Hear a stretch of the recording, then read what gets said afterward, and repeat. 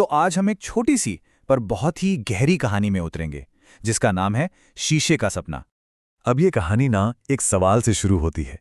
एक ऐसा सवाल जो शायद हम सब ने कभी ना कभी खुद से पूछा होगा कि क्या हमारे सपने वाकई शीशे जैसे नाजुक होते हैं। मतलब इतने नाजुक कि जरा सी ठोकर लगे और सब बिखर जाए। चलिए आज इसी सवाल के जवाब को ढूंढते हैं। कहानी का पहला हिस्सा है एक लड़की और उसके शीशे जैसे दिखने वाले सपने का।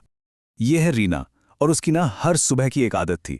बस स्टॉप पर खड़ी होती और बस उस शीशे की बड़ी सी इमारत को देखती रहती। वो सिर्फ एक बिल्डिंग नहीं थी, नहीं, वो उसकी उम्मीद थी, एक बेहतर जिंदगी का सपना जो उन शीशों के पीछे चमकता था। लेकिन उस सपने और रीना के बीच एक अनदेखी दीवार थी। वो दीवार थी वहां काम करने वाले लोगों की नजरें। वो नजरें जो बिना कुछ कहे ही सब कह जाती थीं, जो उसे हर रोज ये याद दिलाती थीं कि वो इस चमचमाती दुनिया का हिस्सा नहीं है। जैसे कोई धीरे से कह रहा हो, तुम यहां की नहीं हो। तो जाहिर सी बात है, रीना का सफर आसान तो बिल्कुल नहीं था। उसकी हकीकत और उसके सपने के बीच में बहुत बड़ा फासला था, कई मुश्किलें थी। एक तरफ थी रीना की असलियत, जिसके पास ना कोई बड़ी डिग्री थी, ना ही पैसे थे, कुछ भी नहीं। और दूसरी तरफ उसके पास एक ऐसी चीज थी जो इन सब पर भारी थी, और वो था उसका एक जिद्दी सपना। और ये सपना कोई हवा हवाई बात नहीं थी। ये तो मतलब उसका खुद से किया हुआ एक पक्का वादा था। एक ऐसा इरादा जिसे वो रोज दोहराती थी कि एक दिन आएगा जब मैं भी इसी इमारत में काम करूंगी। यही हिम्मत उसे हर मुश्किल से लड़ने की ताकत देती थी।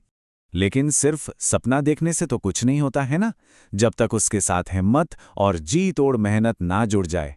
और रीना ने वही किया। तो दिन में रीना की दुनिया थी सिलाई मशीन। उसकी टिक टिक करती आवाज के बीच वो अपनी और अपने घर की जरूरतों को पूरा करने में लगी रहती थी। और रात में कहानी बिल्कुल पलट जाती थी। जब सब सो जाते, तब रीना अपने छोटे से मोबाइल की रोशनी में एक नई दुनिया सीख रही थी। हर रात वो चुपचाप खुद को उस शीशे की इमारत के काबिल बना रही थी। पर यह लड़ाई बस इतनी नहीं थी। बाहर की दुनिया की अपनी आवाजें थीं, जो बार बार कान में फुसफुसाती थीं, शक करती थीं, कहती थीं, छोड़ दे, ये सब तेरे बस का नहीं है। पर कहते हैं ना, हिम्मत करो तो रास्ते कहीं ना कहीं से निकल ही आते हैं। और रीना की जिंदगी में भी वो मोड़ आया, एक नया मौका। और फिर वो दिन आया। उसी बिल्डिंग पर एक नोटिस दिखा। मौका ठीक सामने था, पर साथ में डर भी था, जबरदस्त डर। पहला कदम उस नोटिस को पढ़ना, और दूसरा, जो सबसे मुश्किल था, कांपते हुए हाथों से वो फॉर्म भर देना। डर पर हिम्मत की ये पहली जीत थी। और अब कहानी उस मोड़ पर आती है जहां सब कुछ बदल जाता है, जहां बात सिर्फ नौकरी पाने की नहीं, बल्कि अपने इरादों को मजबूत करने की है। इंटरव्यू का दिन। रीना उसी गेट से अंदर जा रही थी जो हमेशा उसे एक बाहरी होने का एहसास दिलाता था। और तभी गार्ड ने मुस्कुराकर कहा, मैडम ऑल द बेस्ट। ये बस 3 शब्द नहीं थे, ये पहली आवाज थी जिसने उसे पराया नहीं समझा था। ये एक पहचान थी।